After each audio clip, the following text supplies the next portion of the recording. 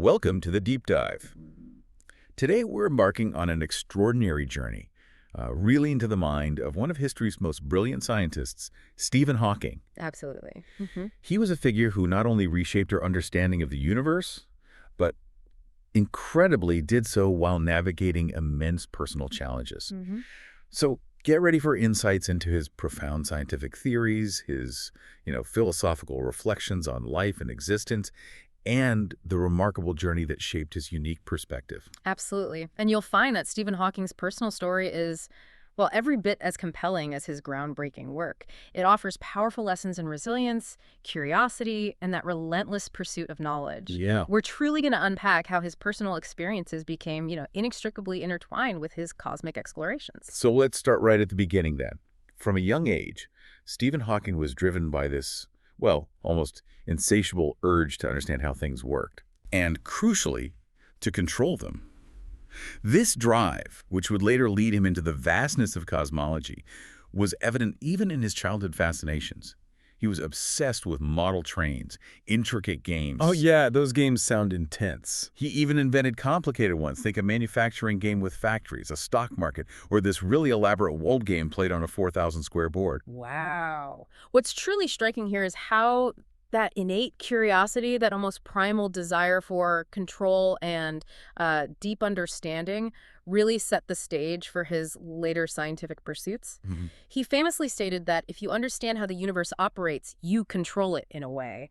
That foundational impulse to grasp the ultimate mechanics of reality wasn't just a fleeting interest, Well, clearly not. It was a recurring, profound theme that really shaped his entire path in theoretical physics, moving from, the control of toy trains to the control of cosmic understanding. But as his academic journey unfolded, a profound personal challenge began to emerge, one that would redefine his life's trajectory and maybe his very approach to science. Yeah. At Oxford, during his third year, he began noticing subtle physical changes. He first realized he couldn't properly row a sculling boat, then experienced a bad fall down some stairs. Right. Those early signs. After his final exams, the weakening was undeniable. This culminated in the devastating diagnosis of motor neuron disease, more commonly known as ALS or Lou Gehrig's disease.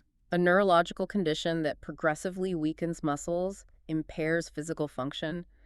It's hard to imagine. He described it as a very great shock, but remarkably also a catalyst. That's a powerful point, and it raises an important question. How does one confront such a life-altering diagnosis, especially for someone so driven by physical and intellectual control? Exactly. His initial reaction was apparently profound boredom with life, a feeling that nothing was worth doing. Understandable. But then a transformative turning point occurred, a vivid dream of being executed. Strange, right? Very strange. But this dream, oddly enough, made him realize there were a lot of worthwhile things I could do if I were reprieved. This dramatic shift in perspective from deep despondency to a realization that life is worth living is truly powerful. It really is. He even noted seeing a young boy die of leukemia in the hospital ward, which, in a strange way, put his own condition into perspective and kind of fueled his determination to live. And he felt incredibly fortunate that his condition progressed far more slowly than is often the case. Which was crucial. He also consistently attributed much of his success to the unwavering help he received from his wife, Jane, his children, and countless others, proving that one need not lose hope. Yeah, and it's remarkable, too, that the doctor who initially diagnosed him apparently just washed his hands of him. Terrible. Never saw him again after that first consultation. Living, he only had a few years left. Just shows incredible resilience on Hawking's part. It's a testament to his sheer determination and the profound impact of those around him. He openly recounted how his engagement to Jane Wilde lifted me out of the slough of despond and spurred him to work harder, find a purpose. The sheer resourcefulness with which he adapted is just astounding, from his college's initial lack of suitable housing support to finding this whole system of research students and nurses who provided round-the-clock care. Especially after the tracheostomy. Especially after the tracheostomy in 1985, yeah. These grants made it possible for him to continue his groundbreaking work and maintain some semblance of family life, despite the immense physical challenges. His communication, as you just mentioned, evolved drastically throughout his life. After that tracheostomy operation in '85, he permanently lost his ability to speak. A huge blow. Huge. He then began using a computer program developed by Walt Waltus, whose mother-in-law actually had the same condition. Ah, interesting connection. Yeah. It worked by a cursor moving across the screen, and he would select words or phrases with slight hand movements, sending them to a speech synthesizer. This new voice, while American, became absolutely iconic, instantly recognizable worldwide. And the technological adaptation wasn't just a convenience, it literally gave him back control over his life and communication, which he stressed was paramount. He needed that control. He really did. He firmly resisted the idea of disabled people having their lives ruled by others, preferring to see himself as just someone with certain malfunctions of my motor neurons, rather as if I were colorblind. That's a great analogy. Isn't it? His insistence on being seen as normal in spirit is absolutely key to understanding his philosophy and determination. He famously said, "Anyone with any nous is called stubborn at times. I would prefer to say I'm determined." Love that. This wasn't a man who would let his body define his mind or his ambition. Not at all. Okay, now let's turn our gaze from his personal journey to the cosmic revelations that flowed from that incredible mind. Stephen Hawking truly delved into the universe's biggest, most profound questions, He really did. starting with Albert Einstein's general theory of relativity. This theory, published way back in 1915, completely revolutionized our understanding of space and time, Totally. showing them not as a passive fixed background for events, but as dynamic quantities that are actively curved and warped by matter and energy. Right. This mind-bending concept was famously confirmed by that British expedition observing a 1919 eclipse. They actually saw light bending around the sun exactly as Einstein's theory predicted. Amazing. Amazing for the time. What's genuinely fascinating here is that even Einstein, with his unparalleled genius, initially added a cosmological term to his equations. Why? To keep things neat. To force a static universe, one that wasn't expanding or contracting because, well, that was the prevailing belief at the time. He later called this the greatest mistake of my life, after Edwin Hubble discovered the universe was indeed expanding in 1929. Wow. It just highlights how deeply ingrained prior beliefs can be, even for the most brilliant minds, and how crucial empirical observation is in truly changing scientific consensus. Absolutely. Now, this curvature of space-time also predicted something truly mind-bending. Black holes. The ultimate cosmic monsters. The concept itself isn't new. John Mitchell first theorized them way back in 1783, suggesting stars so massive that light couldn't escape their gravity. Sounded like pure science fiction for centuries. Exactly. But it eventually became scientific fact. The term black hole itself was introduced much later, 1967, by American physicist John Wheeler. A stroke of genius, as Stephen Hawking put it. Right. It ensured these theoretical objects entered science fiction mythology and, crucially, stimulated immense scientific research into their nature. So if we connect this to the bigger picture, black holes are regions of space-time from which nothing, not even light, can escape. The point of no return. Exactly. They form from massive stars, stars more than twice the mass of our sun, that exhaust their nuclear fuel and collapse under their own immense gravity. The boundary of no return, the point where escape becomes impossible, is called the event horizon. Like a one-way membrane. Essentially, yeah. A wavefront of light that just fails to escape. Robert Oppenheimer actually showed back in 1939 that such a gravitational collapse was inevitable for certain types of stars. So we have these cosmic devourers, seemingly utterly black. But here's where Stephen Hawking introduced something truly revolutionary. This is where it gets really wild. In 1973, he began investigating what quantum mechanics, with its famous uncertainty principle, would do to black holes. And he found something completely unexpected. Go on. Black holes are not completely black. Yeah. They would actually be sending out radiation and particles at a steady rate. This phenomenon is now famously known as Hawking radiation. And when he first announced this at a conference, the chairman apparently said it was nonsense. Imagine being that chairman. Right, but other calculations swiftly confirmed his findings. So this immediately raised an important question for everyone. How can anything, even light, escape a black hole if nothing is supposed to get out? That's the million-dollar question. He explained it through a bizarre quantum phenomenon called quantum tunneling. Okay, explain tunneling. Okay, imagine rolling a ball toward a hill. Normally, it either rolls over if it has enough energy or rolls back, right? Right. Quantum tunneling is like the ball sometimes just appearing on the other side of the hill, even without enough energy to go over it. That sounds impossible. It's quantum mechanics. It's weird. But this strange effect where particles can sort of tunnel through seemingly impenetrable barriers is what allows energy to sneak out of a black hole. Wow. And the thickness of this gravitational barrier is proportional to the size of the black hole. So smaller black holes radiate much faster and evaporate more quickly. So they're not eternal. Not according to this. A primordial black hole, the size of a proton, for instance, could have a temperature of 120 billion degrees Kelvin and emit energy equivalent to 6 large nuclear power plants. Yeah, that's incredible energy. Totally. This concept dramatically changed our understanding of black holes and the fundamental relationship between gravity and quantum mechanics. He even quipped that Einstein was doubly wrong when he said, God does not play dice. Yeah, implying God not only plays dice, but sometimes throws them where they cannot be seen. Classic Hawking wit applied to profound physics. Love it.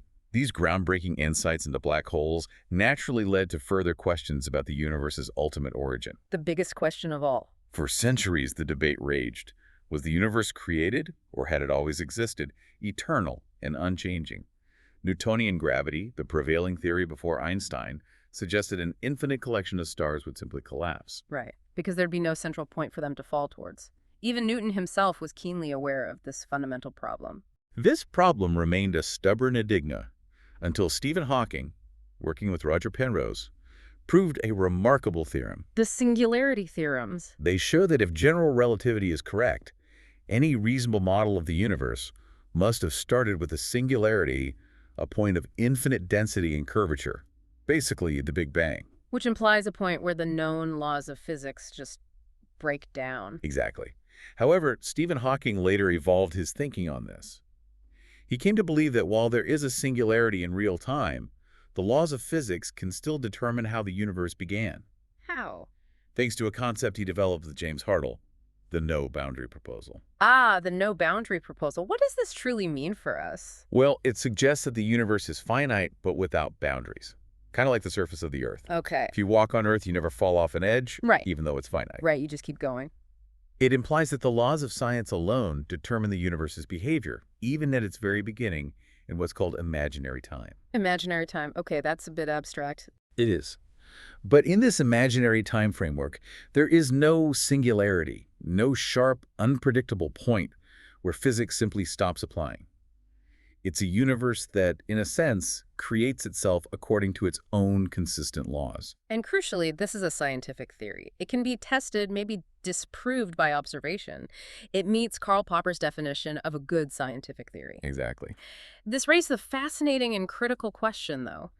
If singularities do exist elsewhere, say in collapsing stars, and they break predictability there, why are we able to predict anything in our universe at all? Good point. The fact that we can predict events that physics works is, for Stephen Hawking, empirical evidence for the no-boundary proposal. So our ability to do science supports this idea. In a way, yes. It suggests the universe where predictability is upheld, even at its origins. Otherwise, if these unpredictable singularities popped up randomly, we wouldn't be able to predict anything reliably, and science as we know it would fundamentally break down. Makes sense. Now, Stephen Hawking, beyond his scientific endeavors, also grappled with some of humanity's oldest philosophical questions. Big ones. Is everything determined? Do we truly have free will? And what about the nature of God? He acknowledged the scientific argument for determinism, that laws govern everything from the smallest particle to the largest galaxy. But he had a wonderful way of putting it. He challenged the idea that a simple, overarching theory could determine all the trivial details we see around us, like, the pop music charts or who wins the World Cup. Right, the complexity of it all. His answer lay partly in the uncertainty principle. The early universe wasn't just one single path, but rather had a whole family of different histories. Multiple possibilities. Exactly. Slight quantum uncertainties at the very beginning could lead to vast differences on everyday scales. We just happen to live in one particular history where, as he put it, the Allies won WWII and Madonna ended up on the cover of Cosmopolitan. Huh. That's a fascinating way to frame it. So what about free will in this determined universe? If everything is, in theory, determined, why should our conclusions about the universe be correct?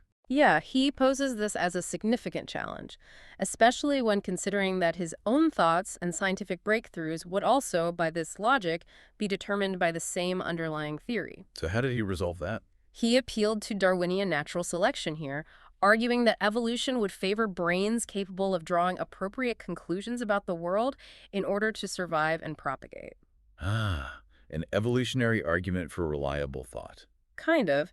For him, free will is an effective theory we adopt because, practically speaking, we simply cannot predict human behavior. Too complex. Way too complex. The human brain, with its estimated 126 particles and countless interactions, forget it. Even if we knew the fundamental laws governing every particle, we couldn't possibly solve the equations for such a system. And predicting it would change it anyway. Exactly. The act of predicting human behavior itself would inevitably disturb the system. So while everything is determined at a fundamental level, as he put it, it might as well not be, because we can never know what is determined. So, practical freedom within theoretical determinism. Pretty much. It grants us a practical freedom, even within a deterministic framework. He also carefully separated physics from morality, stating that love, faith, and morality belong to a different category to physics. But he hoped logic could inform morality. Yes, he hoped the logical thought of physics could, in some way, guide moral behavior. His view was intriguing. The laws of science are the expression of the will of God. Interesting phrasing. It encourages us to think critically about how science and belief systems can coexist or diverge, doesn't it? It certainly does. Okay, shifting gears one last time, towards the very end. What about the future of the universe itself? The grand finale. It's often thought to be chaotic and unpredictable, much like weather patterns. But Stephen Hawking suggested that on a very large scale, the universe's behavior is actually simple and predictable. Right. Unlike trying to predict a roulette wheel or even the weather 6 months out, the universe on a cosmic scale behaves differently. And the evidence for this? Comes from the uniform cosmic microwave background radiation.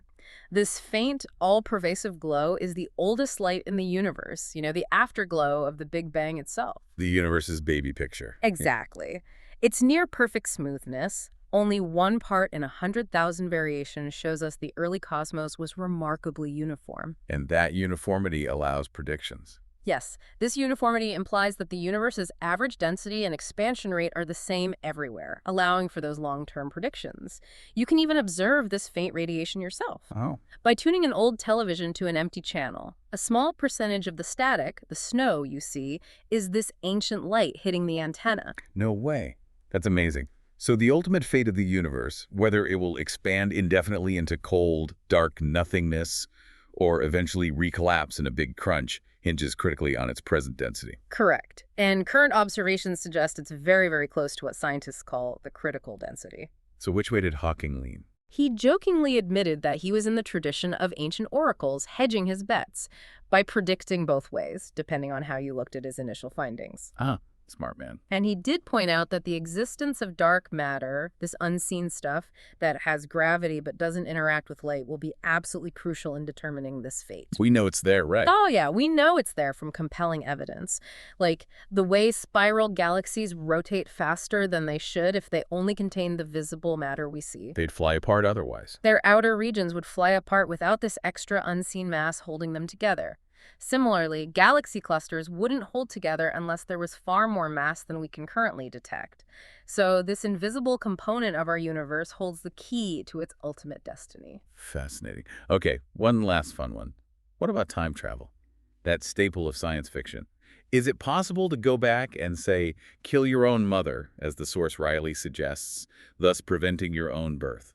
The classic paradox. The grandfather paradox, or mother paradox here.